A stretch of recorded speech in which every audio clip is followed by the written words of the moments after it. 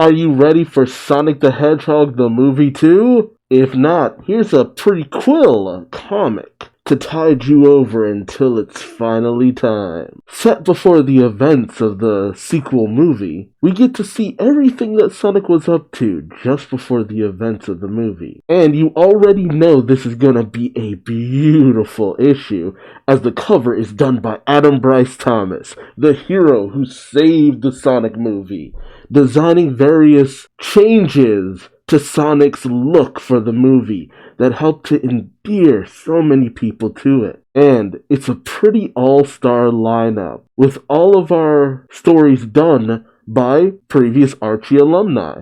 The first story, Hedgehog Day Afternoon, with art by Adam Bryce Thomas, and colors by Reggie Graham, my boy, letters by the fabulous Sean Lee, giving shoutouts to people I'm pretty familiar with. Second story, art by Tracy Yardley, yes please. Third story, with art by Evan Stanley, as well as for the fourth story. And the fifth story, art by Tracy Yardley. So it's a who's who of Sonic's artists. And despite the fact that this is an IDW story, if you've been following along with the Bumblecast, Ian Flynn's podcast, where he lets you know what he is and isn't involved with, you'd know that he had no involvement with this already from the jump. No, the writer of these stories is all done by Kid Quill. I horribly butchered that name probably, but que sera sera. Now, don't think Quill is a slouch when it comes to Sonic, as Quill is the person who writ the novelization for the adaptation of the first movie, did a Sonic Scary Stories kind of one-shot, as well as is doing the novelization for the second movie. So Quill already has knowledge of things for the second movie. So of course you'd bring in someone who already knows what's up. That way, Ian actually gets to watch the movie and not be spoiled. I'm actually shocked that there are so many stories in here. It's going to be a blast of a good time. So without further pomp and circumstance, let's jump in to the Pre-Quill. Alright, first off, we have Hedgehog Day Afternoon, with art by Adam Bryce Thomas. We see Sonic locked inside a bank vault? As he's talking to himself. This could be the end for our intrepid hedgehog hero. Will his crusade against crime get locked away in the vault of despair? Can anyone out there hear him as he cries? Was the world not ready to meet the spiny sentinel? A little impatient, I see. Okay, so 12 hours earlier, Green Hills, Montana. We see Maddie leaving out. I guess Sonic's home all alone. Maddie says, "Bye, Sonic. I have to get to the clinic. Promise me you'll stay out of trouble until Tom and Wade get back from their trip." Oh, Tom's out on a trip with Wade. Sonic says, "Oh sure, Maddie, absolutely nothing to worry about. Just gonna get in a little me time." "Yes sir, not any problem hanging out by myself. Did it for most of my life. Absolutely no crushing loneliness setting in." "I think thou dost protest too much, Sonic." "Okay, it's been 7 whole minutes. I can't take this anymore. A little light speed socializing never hurt anybody. I did it for years before these guys found me out, right?" Ozzy seems concerned. "Don't tell anyone, Ozzy, or it's no more table scraps for me. Time to check in with my adoring public." I mean, the people of Green Hills are familiar with Sonic at this point, so it should be good.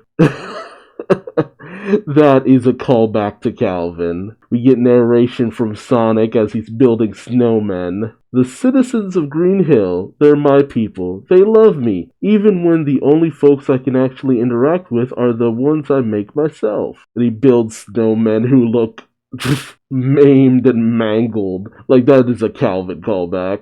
As some old people see what he's done and go, "What in the world?" More narration. I mean, some of them still think I'm an escaped government experiment or mass hallucination, but I'm an adorable hallucination.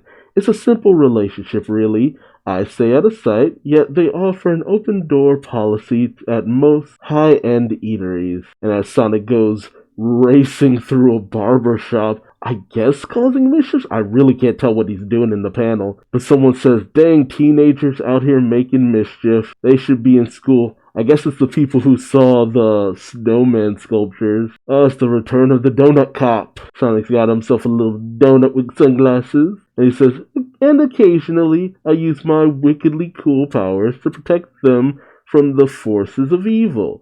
Though there's only been one force of evil so far.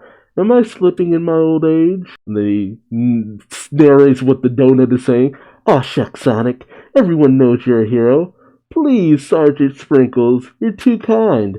If only I could be a real hero, a mysterious avenger with a tough-sounding name like the Electric Hog. That sounds pretty cool. And Crazy Carl, who's hearing all of this, says, I told you, you was a blue devil when you first showed up on my property, and that's still the best name for you. I mean, I'm sorry, Blue Devil's already taken. Don't want to get sued by DC. Oh, they're not really doing too much with Blue Devil nowadays. Sonic says, whatever, man, it's still a way better name than Crazy Carl. And Carl says, I ain't so crazy as I look, you Blue Devil. Sonic says to Carl, I just thought finally coming out of hiding would be more exciting than this. I take down one megalomaniac scientist, and then it's back to a life of boredom. And then Sergeant Sprinkle says, it could be worse. He could be out on some boring fishing trip with Tom up in Walla Walla. And then, meanwhile, in Walla Walla, we got people robbing a place saying, alright, this is a holdup. Nobody move. Just calm down, people. We don't want your pathetic live savings anyway. So they're robbing a bank. It honestly doesn't look like much of a bank. Whoever this is, they seem to have Robotnik's glove, and it says, target approaching 12 feet. One of the robbers with the glove says, you're coming with me to the vault, sister. If I find what I think I'm gonna find, no one gets hurt. And he's in the place with the vault with the safety deposit boxes, and he's rustling through. Come on, safety deposit box 203. Time to cough it up. Okay, so he was looking for the glove, and he says, success.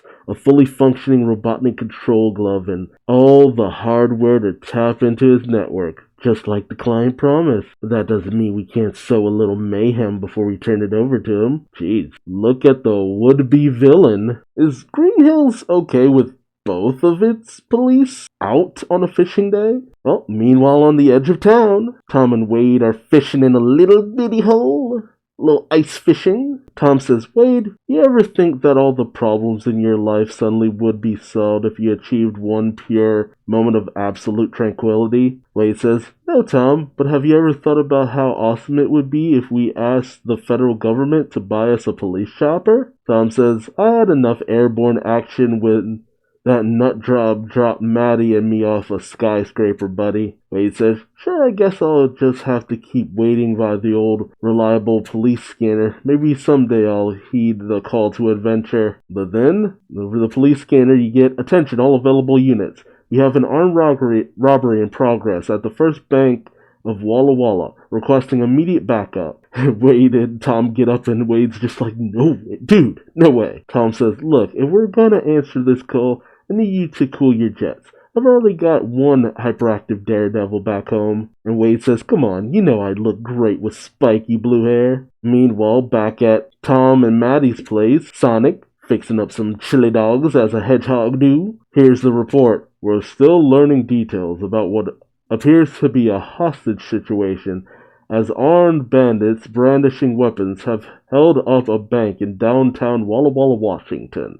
I love saying that. Walla Walla. Police have as yet been unable to find an entrance or get an intelligence from inside. And Sonic immediately shouts, dude, yes way! Meanwhile, as Tom and Wade load up their truck, Wade says, Unit 50 of the Green Hills Sheriff's Department in Montana are en route to provide tactical support. Over?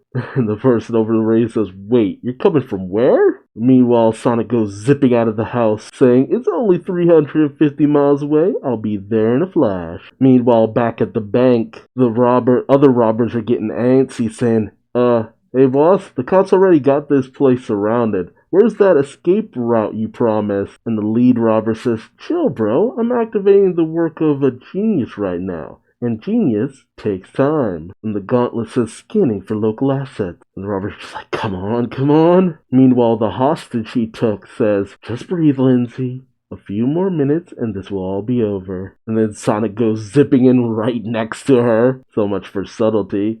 As he says, oh, it'll be over in less than a few minutes. A few seconds is all I need for bums like these. As she freaks out at the blue whatever she thinks it is next to her. But Sonic says, no need for alarm, citizen. Not when Super Streak is in your presence. And she just simply says, that's your hero name you're going with? Sounds like you're naked. Wait, are you naked? And Sonic tells her, whatever, I'm still workshopping it. Anyway, I'm more than experienced enough to deal with these creeps. And the woman turns to her, Lindsay turns to him and says, seriously? You can stop them? And Sonic, getting ready, says, just point me in the right direction, lady. And she tells him, I think their leader is still in the vault. And as Sonic goes rushing into the vault, he says, where? He can't seem to find the robber. And as he goes sneaking around a little bit more, checking where he hasn't looked, he says, come out, and suddenly he's shocked by none other than Lindsay with the taser. As it turns out, she was their man on the inside the entire time.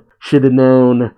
Her hair was a little too colored to be an insignificant person. Lindsay says, God, Jason, your screwing around hasn't just blown my cover. It's also attracting weird mutant rodent things. Will you stop trying to play video games on that gizmo and get us extracted? As she holds up a fried Sonic. Jason, meanwhile, fiddling with the gauntlet, says, almost there, honey bunny. Lindsay, unhappy with the nickname, says, don't get cute with me, just get it done. Meanwhile, Lindsay gets on the phone with someone who I think I know who it is. Lindsay says, it's the captain, I'm Maid. The cops are breaking down our door, and now someone sent some kind of giant blue chipmunk after me. The person on the other line says, a what? Lindsay says, I don't know, some fast-talking little freak took care of it. The person on the other line says, a creature matching that description would be of interest to me. I'd be willing to pay extra to ensure it gets delivered to me in one piece. Lindsay says, I can deliver him to you, but an extra $500,000 in crypto better make its way to my wallet, and your extraction plan better be here ASAP. As she slowly locks Sonic in the vault, Sonic half-conscious saying, wait, who is that? Meanwhile, outside at the very moment, Wade and Tom roll up on the police outside as Wade says, hey look, it's just like the movie, wow. Tom says, Wade, can I remind you before we roll up here that you are a sworn officer of the law? Get your game face on. One of the officers they're approaching says there have been no demands, no confirmation of the number of people involved. Just a total communications blackout. What are they doing in there? Tom approaches and says, howdy, officer. Sheriff Tom Wachowski, Green Hills, Montana. Caught the APB. How can we be of assistance? And she says, excuse me? From where? And Wade says, so what do we got here? Some kind of bomb situation? Because I'd totally be up for trying to defuse one of those. Yes, Wade, please. Try to defuse a bomb in your free time. See how well you do. Meanwhile, Jason finally gets the glove working and says, got it. Come to your new papa. As several of Dr. Robotnik's little egg-shaped robots, come rushing towards the bank. As the officer outside says, well, what do you think, Andy and Barney? Cleo. Think you can take care of whatever those things are? And Tom simply says, actually, we do have some experience. As Sonic, having woken up, and we saw what he was doing in the first page, says, was the world not ready to meet the spiny sentinel? As the robos send their pincers into the vault, pulling the vault itself out whole hog.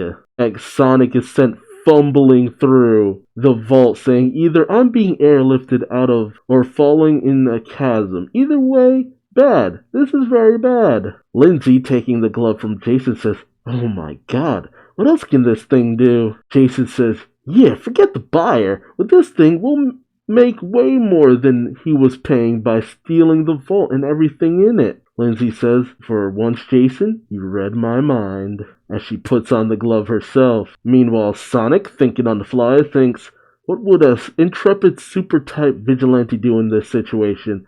Well, if the bad guys want to take the vault, I guess I'll just have to take it for a spin.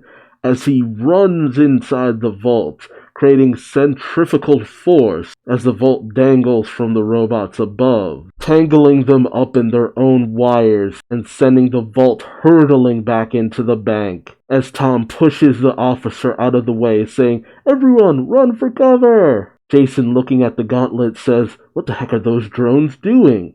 Lindsay says, "They can't hold it like this," as they narrowly avoid the vault coming crashing back in. Inside the vault, Sonic, who is very befuddled, says, "Okay, Vault, we're going to call that a round of draw." Jason approaches the vault door, saying, "Whatever that thing in there is, it's not gonna last much longer, right?" Lindsay, angry about her plan being foiled, says, "Not if I have anything to say about it." Sonic, having managed to recover, says, "I guess breaking out of a bank vault is way cooler than breaking into one," as he revs up for some supersonic speed. He says, "Let's hope my head is as hard as Maddie says it is," as he goes racing at the bank vault door, saying, "Gotta go fast!" He hits the door, and it goes flying off its hinges, narrowly avoiding two of the robbers. And as Sonic comes out of the smoke and rubble that used to be the bank door, he says, "Now we can do this one of two ways, the easy way or the hard way, traveled only by Hedgehog the Unkillable." And Jason, peeking over the rubble, says, Is that supposed to intimidate us?" And Sonic thinks to himself, "What? To avenging vigilante?" Lindsay, meanwhile still fiddling around with Robotnik's glove, says, "Keep running that mouth, furball." Meanwhile, Tom and Wade have headed back to their truck, with Wade staying as low to the ground as possible, just in case something happens, saying, "Well, the exploding part seems done, but those freaky little robots aren't." And Tom says that tears it as he reaches inside of his truck and pulls out his handy fishing line. As Tom is a little mad that he couldn't just have a little bit of fun without more of Robotnik's weapons all around, as he takes his fishing rod and grabs onto a bot, saying, "Doesn't anybody realize that I'm on vacation?" as he slams one bot into another. He does go for another one, but I think he missed. Meanwhile, Sonic, who has two guns placed on him by the other goons, says, "Now I know you are supposed to be big, tough bank robber guys, but you wouldn't shoot what I'm pretty sure is an endangered species, would you?" But then he thinks to himself, "Who am I kidding? You'll never get the chance to open fire. But you guys are pretty lucky. Not like anyone would believe you got your butts handed to you by a 3-foot-tall hedgehog," as Sonic proceeds to spin dash into one of their stomachs, pantses the guy, then turn his mask all around so he can't see, and then he simply kicks the other guy right in the face before he goes racing after Jason. And before Jason can get a shot off with his glove, Sonic holds him by his shirt, pinning him to the ground, saying, where did you get your hands on that glove?" That doesn't feel like that proper grammar, but I'm gonna roll with it. Jason says, "I just read about it on the dark web, I swear." Meanwhile, Lindsay, still with the glove, has managed to at least get one drone by her side, as she says, "But I got the killer hookup here." And Sonic turns around to see the drone approaching, as he says, "Say what?" As Lindsay says, "Sick 'em" to the drone, only for the drone to rebel, grabbing Lindsay by the hand that has the glove on it, just lifting her up into the air. As she shouts, What are you doing, you stupid machine? Obey me!" And as Sonic just watches, he says, "Those things only obey one master I know of, and he never liked to share. But keep slapping it and maybe you'll find the factory reset."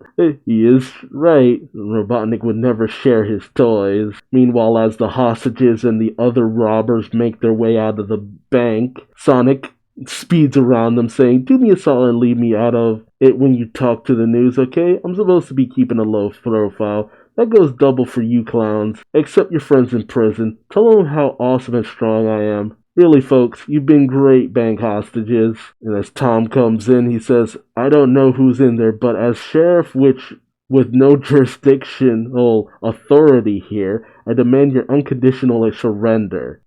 But the robbers come out and say, it's okay, we surrender. We suddenly realized the error of our ways. Tom says, you did? I mean, of course you did. Keep your hands where I can see 'em, and no funny stuff. And as Sonic goes racing back into the bank vault, saying now to find out what's up with Eggman's rejects, he sees Lindsay plummeting to the ground, having finally lost the glove. And Sonic, not one to let someone just die on the pavement, says, "Oh man," as he catches Lindsay saying, even criminals don't deserve broken necks. Though if you weren't so bad at crime, I suspect you were really distracting me to let that badnik escape. And as he just drops her, he says, but for now, the day is saved and wrongs have been righted. The bank has been, well, it's still destroyed. As he dusts off his hands and says, and you'll do the time for that one, girl boss, as will all evildoers who dare to cross Quills with blue justice. Lindsay, head in her hand, says, I'll surrender to that one if you just stop talking. Meanwhile, the bot who got away says mission accomplished, returning home. As the bot drops Robotnik's glove over to none other than Agent Stone, who says, at last it's back where it belongs, and not in the hands of someone so basic. Meanwhile, as Wade and Tom bask in the glory of having captured the bad guys, somehow, Wade says, well, Tom, you're a hero again. But next time a killer robot shows up, I'm totally going to take it down with a blow dart and a boomerang, I swear. I mean, he did destroy a few of those drones with his fishing rod. But Tom, he's not too happy. He says, that's what I'm worrying about, pal. If Robotnik's tech is still out there, who knows how many more of these incidents we'll have to deal with. Better keep this quiet from Sonic for now. Could you imagine the mess if he started tracking these things down? The officer they help says, I can't follow half of what you guys are talking about, but at least I can offer you thanks by way of donuts? As she opens the box to find it completely empty, saying, say, who raided the hero's feast? With Sonic racing off with a handful of donuts. Alright, next story is The Secret of My Distress. A short story with art done by Tracy Yardley. A story for none other than Agent Stone. Let's do it! I wonder if his actor knows that he has a comic all to himself. We got narration by Stone right after he got the Robotnik glove. Apparently it wasn't just the glove that he got, but it was also containing a flash drive. As he narrates, face it, compared to me, you are a know-nothing, an ignoramus, a half-wit. However, compared to the legions of primitive, sport-cheering, social media scrolling knuckle-draggers that make up the human race, you are practically a genius. Oh, this is Robotnik talking. This is Robotnik talking to Stone. He continues on, if you are to survive in my absence, you will need more than my technology. You will need my philosophy. You must rebuild yourself as an instrument of pure science. Here, I'll give you all the tools you'll need to play the whimpering simps of America like a fiddle. Only then can you rebuild my glory on a mass scale. This is the contingency plan to end all contingency plans. This is the foolproof methodology that will elevate you beyond the basic and into the super genius. For I am Dr. Robotnik, and this is my manifesto. As we see Stone pulling all of it up on his personal computer. Alright, Robotnik's narration. First, you must integrate yourself into the chaotic human machine that is society. It's disgusting, I know, but necessary. No system has ever been rewritten from the outside. True. As we see Stone putting in his resume at a local cafe. As he hands it over, he says, good day, ma'am. I see you have need of a barista, and I just so happen to have studied latte pouring at Milan's Istituto del Caffè. The lady inside promptly says, you think that makes a difference here, Mr. Big Shot? Jeez. Robotnik's narration says, humans believe themselves to be individuals, but they are every bit as programmable as the average toy monkey. It is vital to determine where these cogs have been placed in the program's hierarchy in order to properly use them. First, there are the would-be wheel dealers, convinced of their own superiority despite their demonstrable lack of any actual skill. Basically, the higher-ups at the coffee house, as the one woman who balls up Stone's resume says, the pay is absolute minimum wage and not 1 cent more, and no benefit. And the assistant manager says, and as assistant manager, I get my cut of all tips. Oh wow, these are a couple of assholes. Okay, got it. The manager says, think you can crank out cups of Joe during peak rush for that deal? Because that's the name of the game here, producing. The assistant manager calls back to the rest of the workers saying, you heard the lady. Let's run a tight ship today, you bums. As the one girl says, I always do my best. And the guy says, whatever, bruh. As Robotnik's narration says, then there are the bootlickers, too dumb to gun for leadership potential. The strivers, two-faced to the core and endlessly sabotaging themselves. And don't forget the commonplace drone, usable as common fodder, but the less said about them, the better. Meanwhile, Stone has the manager try out his, as he says, please enjoy my specialty, made with steamed goat's milk. As the manager promptly spits it out, as Robotnik's narration says, never make the mistake of trying to integrate yourself to your lessers. The only solution for faulty programming is deletion and replacement. The manager says, that tasted like cottage cheese. What kind of freak would drink this?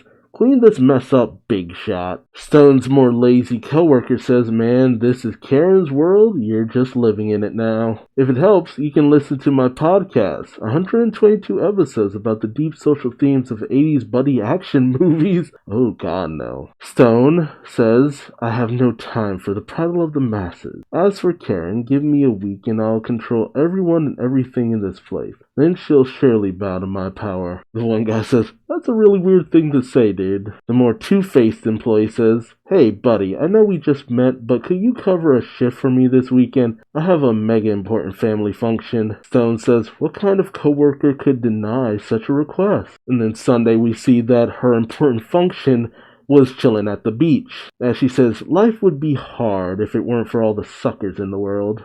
Joke's on her, as Stone has 2 robots utterly destroy her car. And thus, Monday, the manager hands Stone some keys and says, no idea where Tina went off to, but she's AWOL.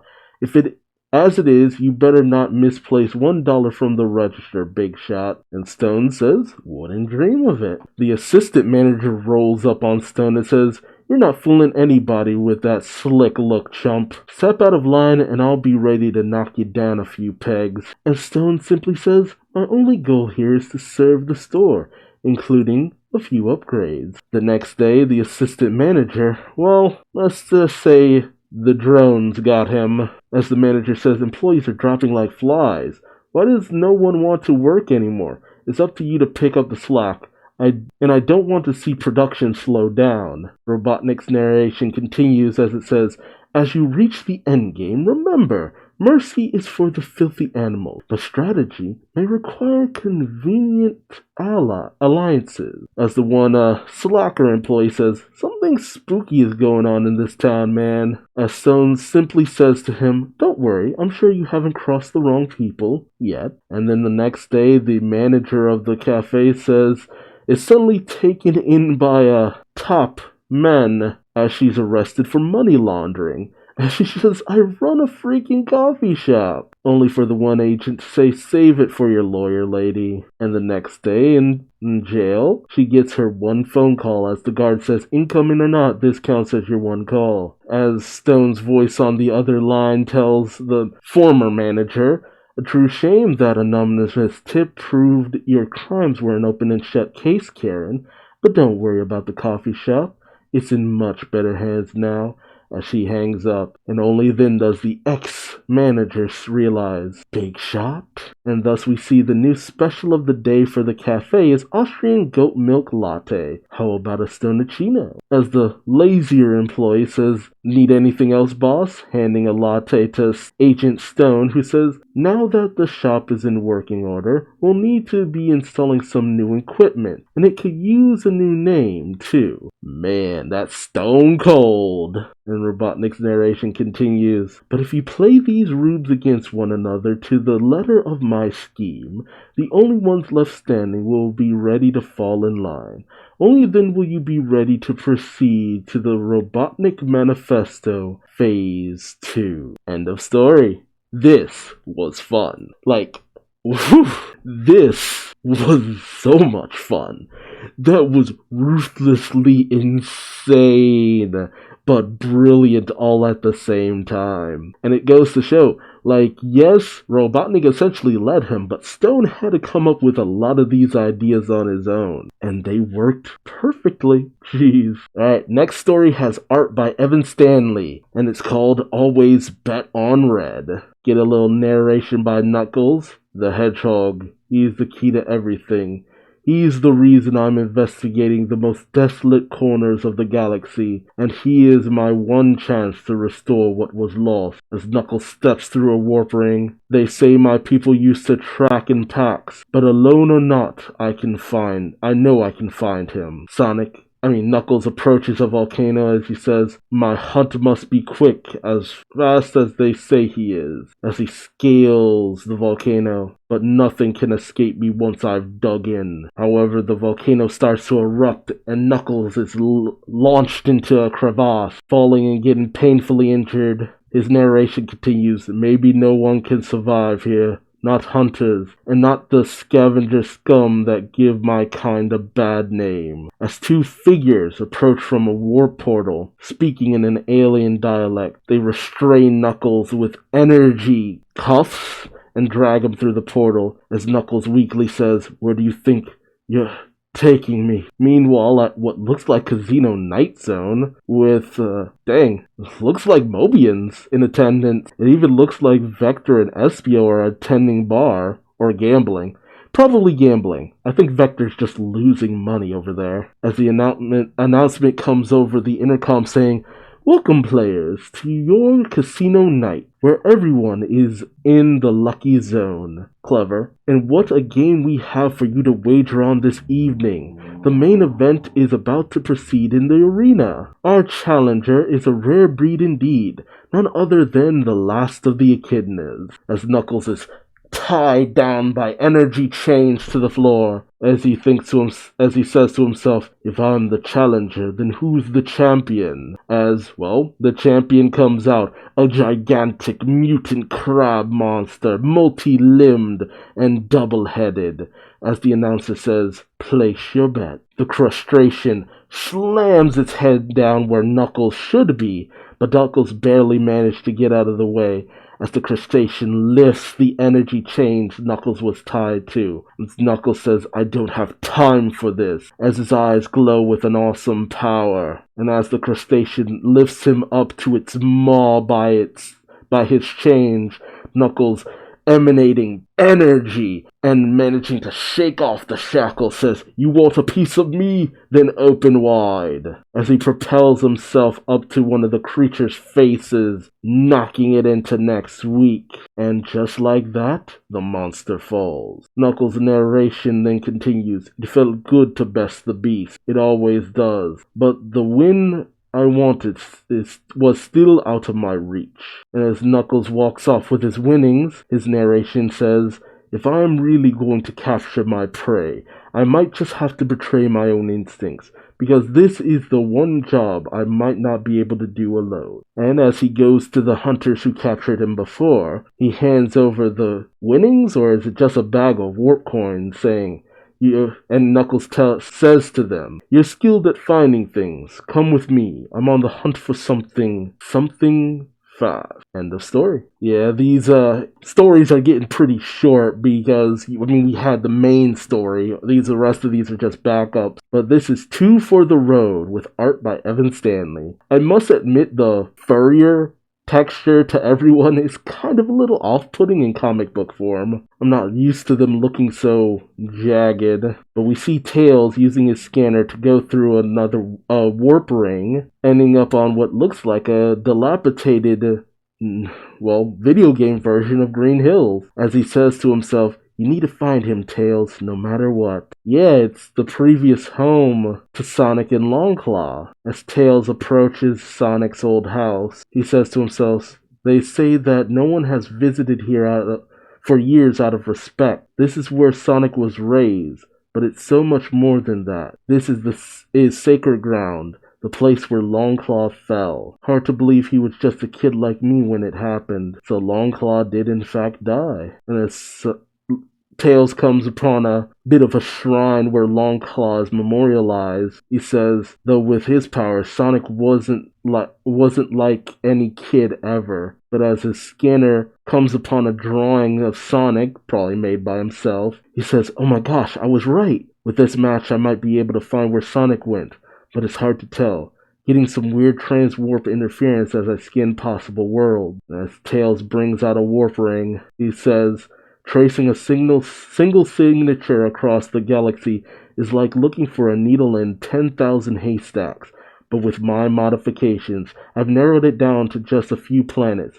After all, Sonic's got to be out there somewhere. Oh, I get it. He's in the Marble Hill Zone. He's just going through the various different levels of the first Sonic game. Tails ends up in the Marble Zone saying, this is a zone that most of the civilized world avoid, but the energy here is so strong. Tails is then spooked by a lizard man and almost falls into lava as the lizard man says, who dares intrude upon the domain of Varava, the Destroyer? As Tails realizes, whoa, wrong energy signature. But Tails manages to fly off saying, who needs to go by foot anyway, as Rava says, curse you, as Tails flies away to safety. Tails then flies into one of the nearby buildings saying, think, Tails, think.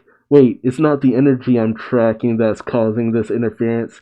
Somebody's following me. As he avoids several hazards, he then states, maybe they can piggyback on my portals, but let's see if they can track me as well as I can track Sonic. Tails then ends up in, I think, the Spring Yard Zone, as he bounces around, saying, definitely something chaotic about this place. But was Sonic here, or is it just that the laws of physics don't apply? As he bounces around the various different springs, he says, whatever's following me is still on my tail. They haven't caught me on land or in air. Let's see how they do when I'm at sea. As he ends up in the Aquatic Ruin Zone, and he goes diving deep into the water, saying, drat, there's no sign of Sonic here either. How he's speaking underwater, I'm not sure. I think they meant it to be thought bubbles. In fact, I don't know why most of this isn't thought bubbles. Stop talking out loud to yourself, Tails. He says, just leftover chaos energy from when these places were turned into ruin. When these places were turned into ruin. Oh. Is the movie going to connect why there are so many ancient ruined civilizations in Sonic's world? Tails then goes through another warp ring saying, if I want to catch up with Sonic, I'll have to go someplace where things are alive. And he ends up in Hilltop Zone. Tails catches his breath saying, not again. I'm hitting my limit for dead ends. As he brings out his scanner again, he says, use your brain, Tails.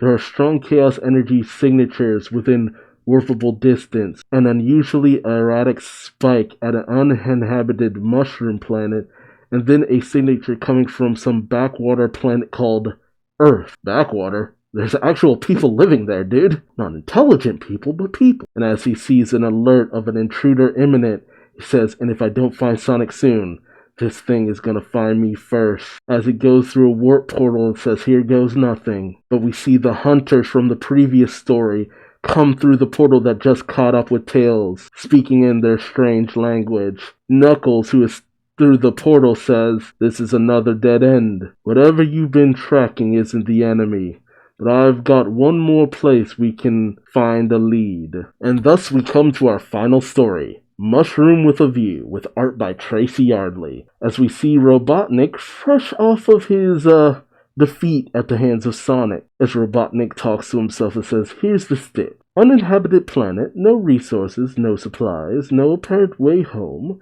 unless a man would die here. I'll be home by Christmas. Fresh off the end of the first movie, as he says to himself, no doubt that snarking blue menace thinks he's defeated me, thinks I'm not better than any of the Phasalimos peons that inhabit Earth. but I'll show him. I'll show them all. The elegant mind of Robotnik will survive this moldy spheroid through the rigorous regimen of computational thinking. Of course, even a physique as mechanically flawless as my own still requires sustenance, as he takes a blue mushroom, bites into it, and immediately trips, saying, "Zounds, that's not only edible, it's almost groovy," as he continues on his way to a nearby cave, picking up blue mushrooms around the way. He says, "Yes, a smorgasbord of chemically rich fungi should sustain me long enough to rebuild my egg pod." And as he peers inside the cave, he finds a bevy of blue mushrooms, saying, "Eureka! I think we've found the mother lode." And as he picks more mushrooms, he says, "Far be it for me to waste such an enticing specimen.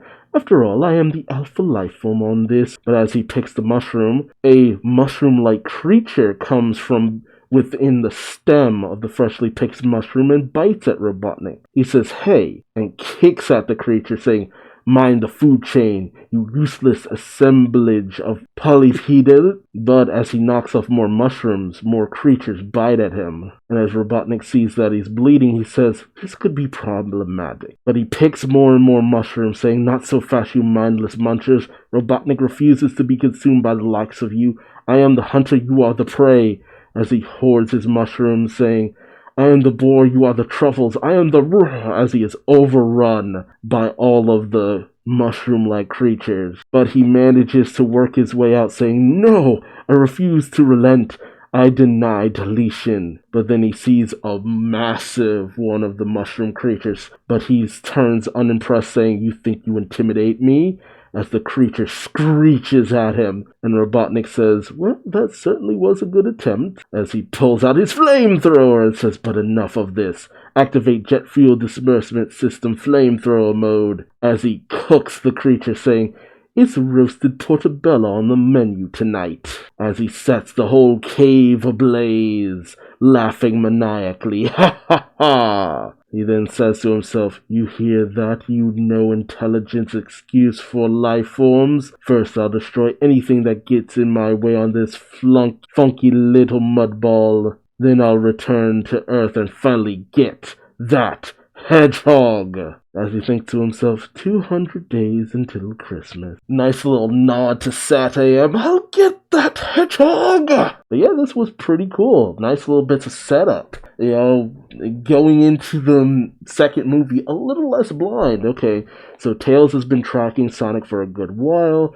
Knuckles has a whole posse helping him track down Sonic. And Eggman slowly making his way through the mushroom world. And Agent Stone even getting things prepared for when the Eggman returns. These were all pretty fun short stories. I really enjoyed them. Although I have to say, oddly enough, Agent Stone's story, my favorite. Just love the guy so much. And it was such a ruthless story at that. Conquest is the only way a member of Robotnik's entourage should ever be. But let me know your thoughts in the comment section below. What was your favorite story? And if you like this video, feel free to subscribe for more. Are you looking forward to the Sonic movie? Are you looking forward to the Knuckles series? Are you looking forward to the third Sonic movie? Let me know so much more in the comics. And until next time, I've been Duuz-Diz-Din, and I hope to see you in the next video. Until then, bye-bye.